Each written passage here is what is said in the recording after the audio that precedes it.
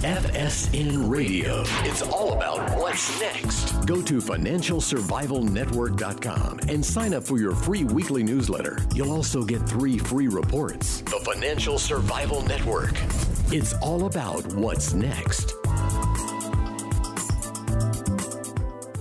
Today's show is brought to you by Blue Sky Uranium Corporation. Blue Sky has first mover advantage in Argentina in the world's newest uranium and vanadium district. With an existing near-surface deposit that's open for expansion, Blue Sky also controls a massive district-scale land package with mineralization along a 145-kilometer-long trend. Blue Sky possesses tremendous exploration upside and is an excellent leverage play on rising uranium and vanadium prices. The company is run by a best-in-class management and technical team with proven exploration and development success in Argentina. Blue Sky Uranium trades under the ticker symbol BSK on the Toronto Venture Exchange and as BKUCF on the OTC. For more information and to stay on top of the latest news, go to blueskyuranium.com. That's blueskyuranium.com. The Financial Survival Network. It's all about what's next. Welcome. You are listening to the Financial Survival Network. I'm Kerry Lutz. It's April Fool's Day. That's right, 4/1/19. And well, hey, biggest joke? Gold is down. Actually, that's not a joke. It's down $2.20 the ounce. They beat it up pretty good, so it closed below $1,300 for March. Is that painting the tape, or is that what gold is really worth? Well, you'll have to decide that. But when you do, email us, kl@kerrylutz.com. Let us know what you think. We're going to take some of your questions today. John Rubino is on with us now. John, happy Monday. So good news is now good news, and bad news is now good news, at least as far as the stock markets are concerned. Is that a pattern? Well, it's logical given what's going on in the world now, Kerry, because if you look at the kind of sea change that has happened in central bank policy over the last few months, they've gone from being tightening in the case of the U.S. to promising to tighten in the case of most of the other big central banks, but some bad financial and economic numbers convinced them otherwise over the last couple of months. And now the European Central Bank and the Bank of Japan are back to kind of aggressively easing, and the U.S. has stopped tightening, and everybody's waiting for the first rate cut from the Fed. That's what the markets now see as the next move on our part, which would bring all the central banks back into line. We'd have coordinated global easing, which is good for financial asset prices because all that new money they're dumping into the system has to go somewhere, and frequently it goes into equities. So this past week, a lot of pretty bad economic numbers have come out in the U.S. And normally and logically, that would be bad for stock prices because it points to lower corporate earnings. But the markets now are interpreting bad news as good news because it means the Fed's going to have to cut rates pretty soon. Just to give you a few examples of what happened, just 3 store chains, JCPenney, Payless, and something called Lifeway, which I'm not familiar with, are going to close. Life support. It should be called Life Support, but yeah. Well, they're going to close 3,000 stores this year in the U.S., that's a lot of stores just from 3 chains. Germany now is in a manufacturing recession. In other words, their manufacturing output has been falling for several months in a row. The Eurozone factory activity in general is contracting, and the contraction is accelerating. And U.S. retail sales just this morning surprised to the downside. In other words, it was unexpectedly weak. So you put all that together and you get a picture of a slowing global economy and lower corporate profits. So if the markets weren't expecting central banks to react pretty aggressively to this, it would be really bad news for stock prices. But it's the opposite today because, or it's the opposite over the last really month because stocks have been rocketing because we expect easing. And I think we'll get it. I think by mid-year, the Fed is going to be softening us up for the next rate cut, and then it'll come sometime after that. Although, the timing is impossible to predict. I'm just throwing that out there. But absolutely. Well, here's a question. That's a big change in the world. Here's a question from Jesse, long time FSN community member and active, although it hasn't been that active lately, sending emails. So what a difference that we can make. This came in a while ago. The unknowns are obvious. The T-bond market has inverted, signaling the start of a blank storm. And the Fed has what tools? Bet we will find that answer out fairly soon. For John, what does the drop in rates, negative in Germany again, mean for Deutsche Bank revenue? How might this affect their liquidity, solvency, stock valuation? We haven't talked about that, but Deutsche Bank said that they need to raise 10 billion euros in equity. And who's going to buy this except the German government? Because the German government is not going to let it go down the tubes. So as he said, I can only imagine the topics in the coming weeks. Far, far too many to cover in a podcast. All the best, Jesse. So where are we here, John? I mean, part of that question has already been answered, but what's going to happen with this?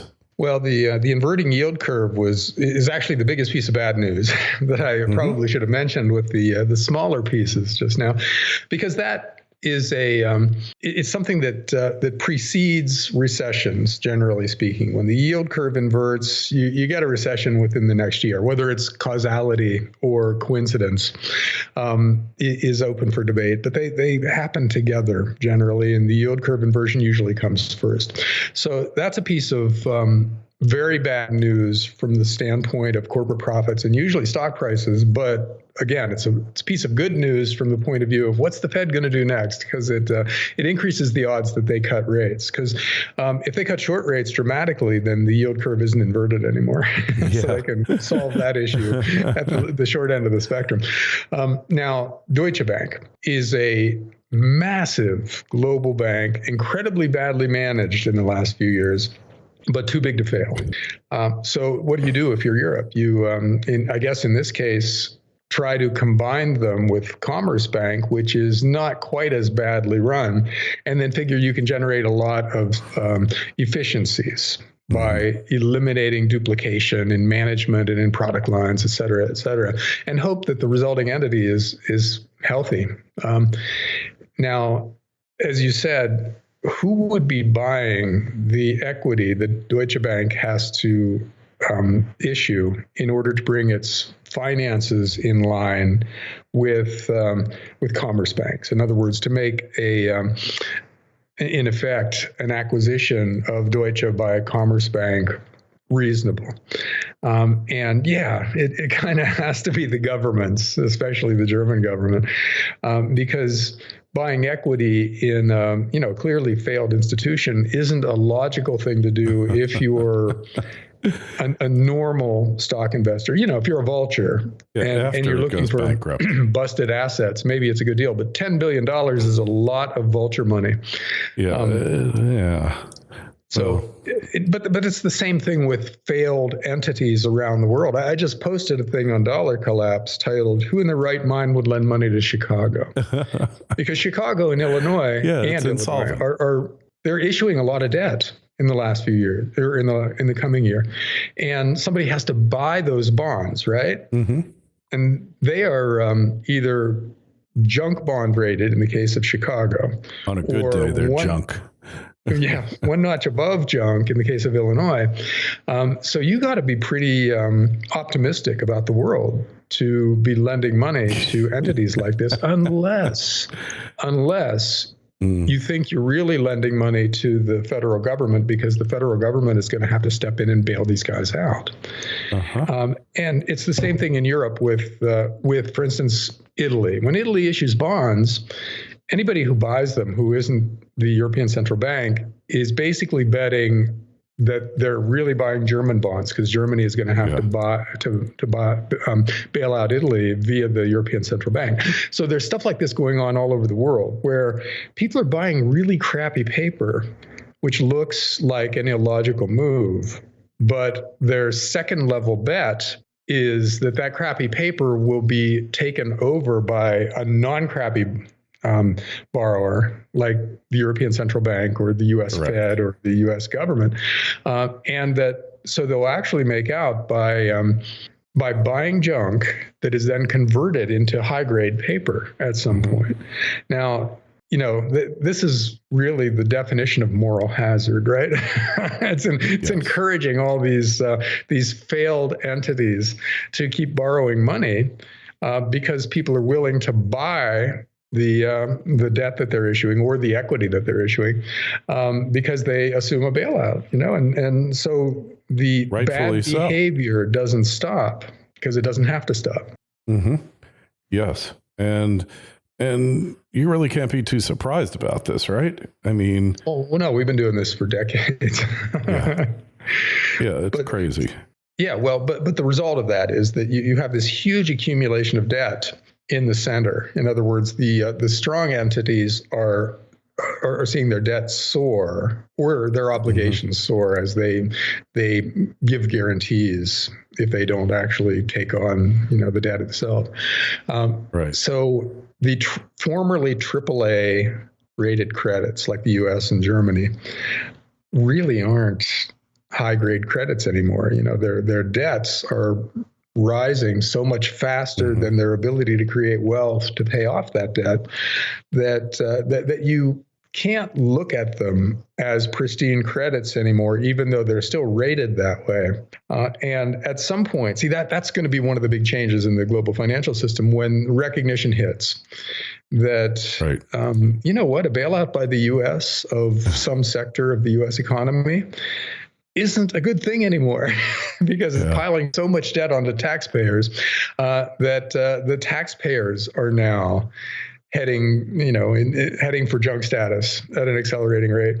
It all comes back to the currency markets at that point because the governments of the world can keep playing these games as long as they got currencies that they can issue that people consider to be of value. But once the value of the major currencies start falling, which is to say once prices of real things start going up dramatically, then it's game over. So we're seeing the game be played. We understand the inherent dysfunction in all of it, but the end game hasn't come yet. The final chapter hasn't been written. The final inning hasn't been played. But that's coming based on the amount of really crappy paper that's going to have to be bailed out at some point soon. Italy is the second biggest debtor in the Eurozone.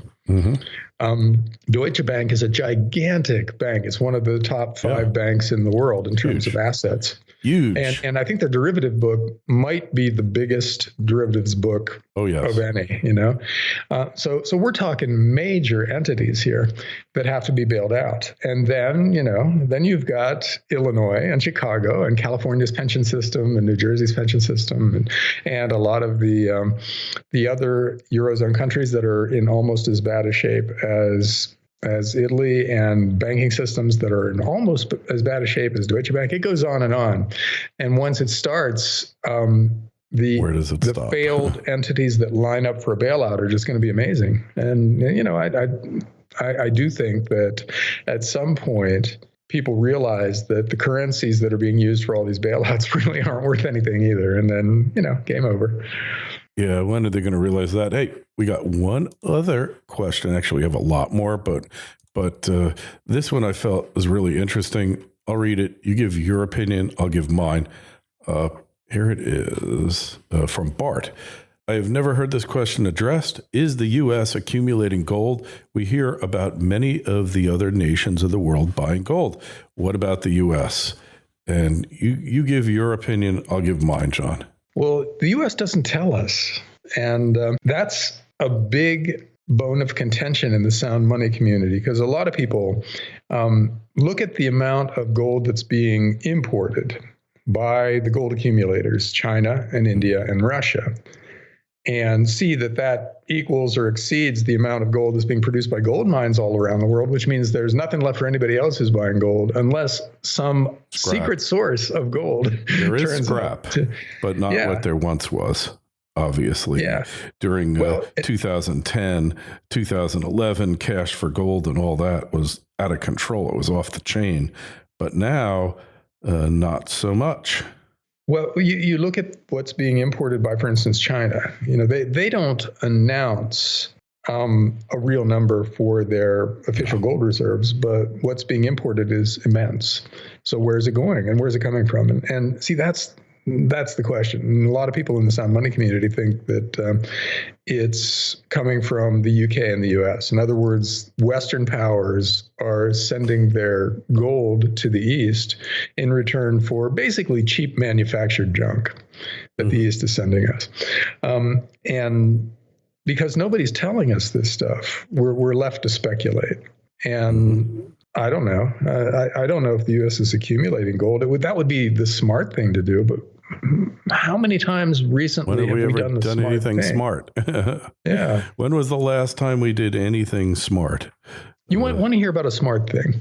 Yeah. Russia just announced that its foreign exchange reserves. In other words, it's government bonds. No U.S. government bonds. They've gotten rid of them. But government bonds and gold now equal its debts, its government debts, which is the definition of a fairly strong monetary system. No other big country can say anything remotely like that. No, definitely not. So Russia is running its monetary system in a way that seems wise from a sound money perspective. With classical economic perspective, it makes a lot of sense. In today's world, people are scratching their heads and wondering, well, why would they do such a thing? Why would Russia do such a thing? It makes no sense from modern economic monetary theory. It's like you should be putting that money to work. You shouldn't be burying it in the ground and forgetting about it where it plays absolutely no use whatsoever. Are you crazy? Right? Yeah, the way to wealth in the modern world is to borrow a lot of money and then put it to work, as you said, rather than accumulating a lot of reserves against hard times in the future. So, it's kind of the grasshopper versus the ant thing. And the ant wins in the end. Spoiler alert. The ant or the tortoise and the hare, right? Yeah. Same thing. Yeah. Or the slow and steady and safety. Yeah, or are the ways you win in the long run. Yeah, or the golfer against the alligator. If you piss off that alligator enough, sounds like the alligator wins. Well, it's like the alligator swallows the golfer's ball, and the golfer comes over with his driver and proceeds to start whacking the alligator to get his ball back. And of course, I get that because otherwise he loses a stroke. Yeah, exactly. So instead he loses an arm instead of a stroke because the alligator eventually is going to get pissed off and take off his arm.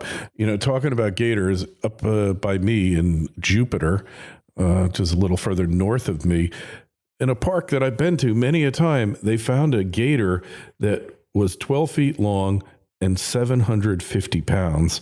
And he was just hanging out there minding his own business. But of course, his business in the middle of a public park with kids, there's baseball diamonds there. There's all sorts of recreational activities going on. He had to go. And they came and an old gator like that, they generally are not going to kill. The only time they kill them is when they're not scared of humans, which most of them are. And instead they go put a band around his snout so he can't use his mouth, and then they use a forklift or something to load him into the back of a truck, and then they take him out to the wilderness, wherever that is, cut the thing off his mouth and dump him and run like hell. Well, you Floridians are tough. Oh God, you can't make this stuff up, John. You just can't make it up. But the gator and the golfer, I think, eventually what happens to all golfers is they get old, they can't play, they can't walk, they can't even take the cart anymore, and then they die. So, but the gator goes on as long as he doesn't get in the wrong place at the wrong time and get taken out by a hunter or whatever, then he's okay.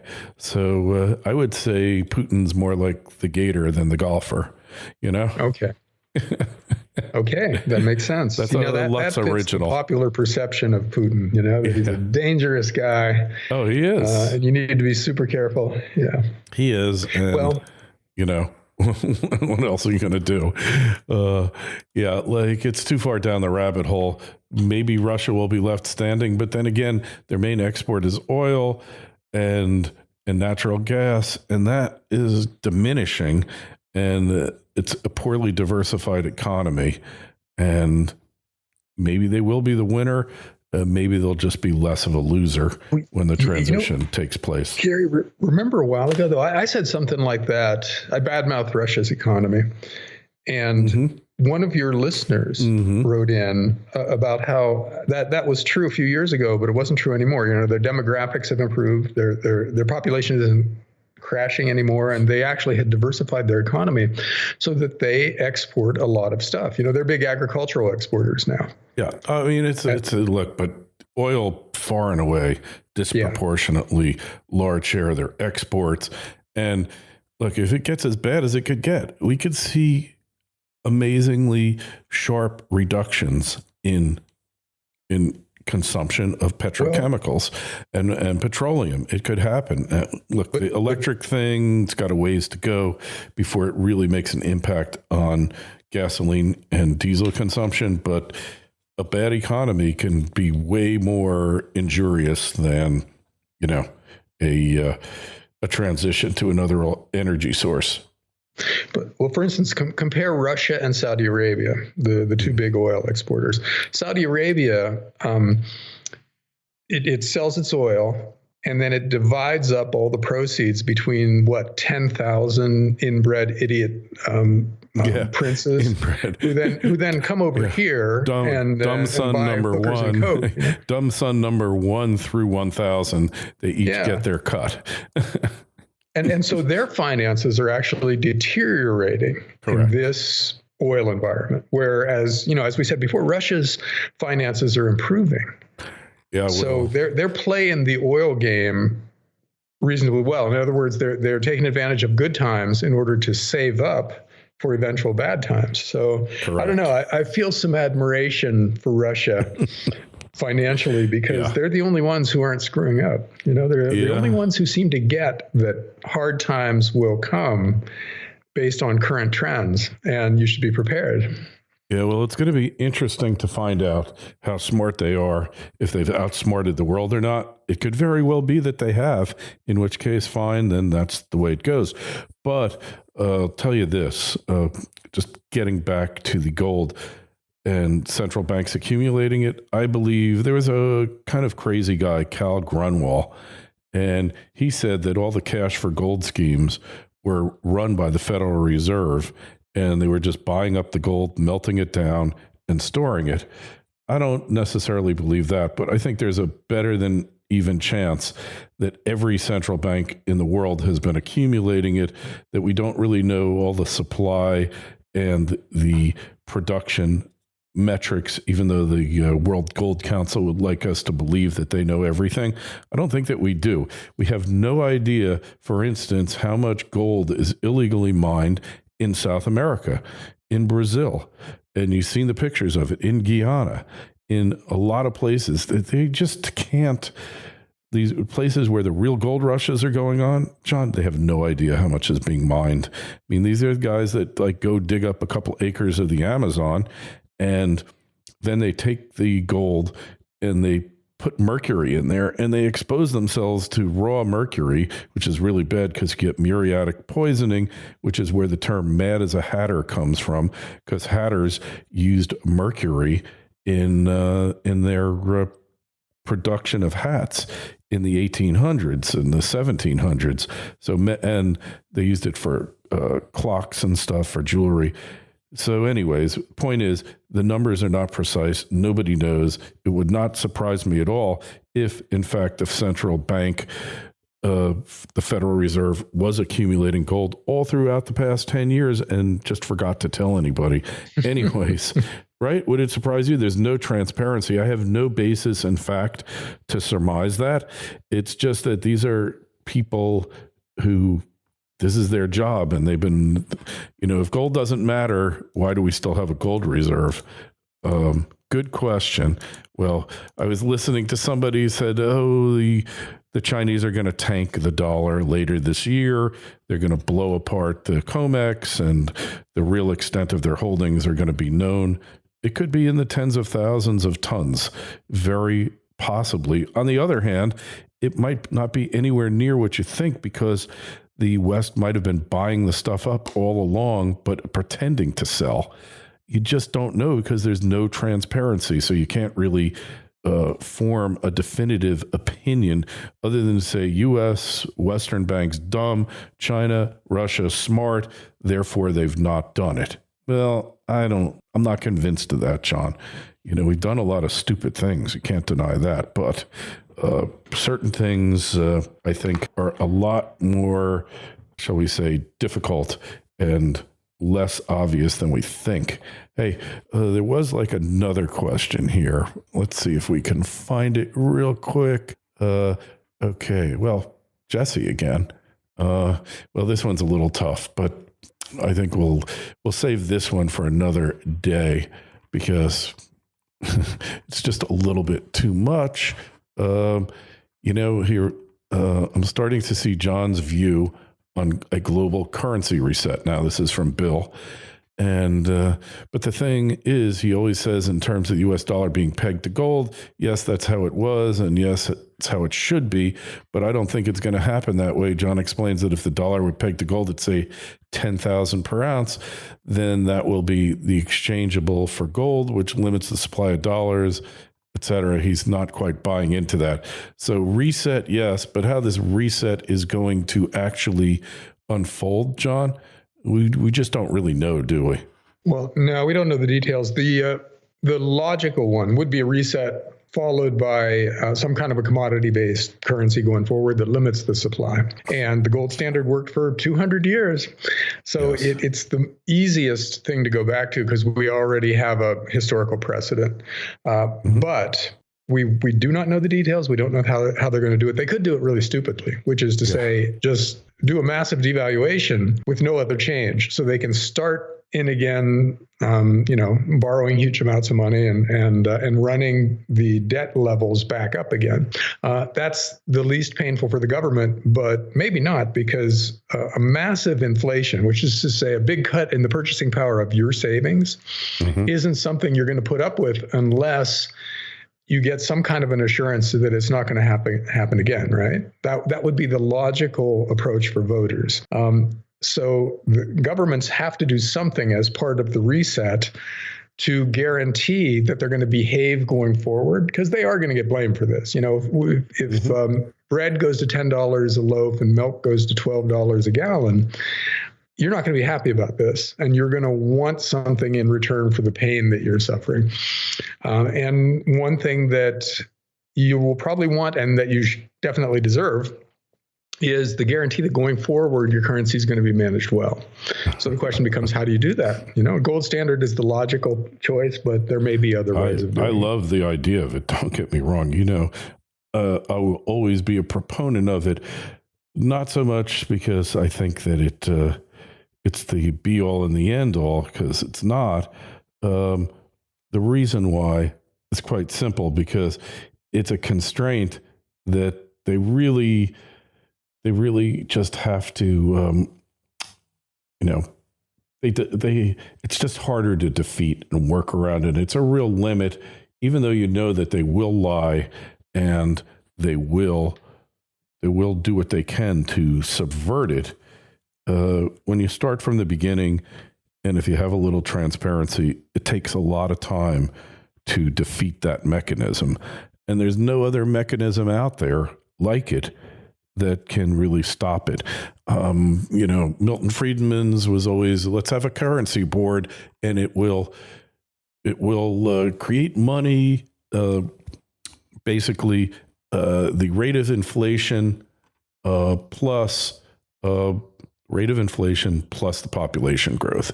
So if you have 1.5% inflation and 2% population growth, then you're looking at 3.5% rather, right? So, yeah. Well, the problem with that, though, is that we can't define money accurately. So sometimes cash is the only money. Sometimes treasury bonds are money in a system, depending on the psychology of the market. So that's why that never got implemented. And in places where currency boards have been tried, where they always fail. Yeah, always. Because you can lie about how much money you're creating because the definition of money is unclear. Correct. So I think we are going to leave it at that. Make sure you check out John's site, dollarcollapse.com. Sign up for his newsletter. Sign up for ours, financialsurvivalnetwork.com. Hey, we have had explosive increases in our YouTube viewership. Like 65,000 of you tagged on in the last 30 or 60 days. And so if you're on YouTube, please click that red subscribe button and share it and like it, and we'll like it too. And if you're listening on a podcast, just go and subscribe to whatever platform it is, iTunes or Spreaker, whatever, which one you're on. Just subscribe, like it, share it with a friend. Really helps get these ideas out.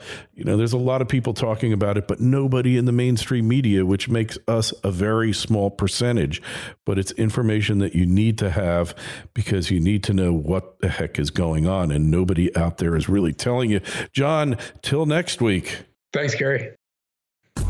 FSN Radio. It's all about what's next. Go to financialsurvivalnetwork.com and sign up for your free weekly newsletter. You'll also get 3 free reports. The Financial Survival Network. It's all about what's next.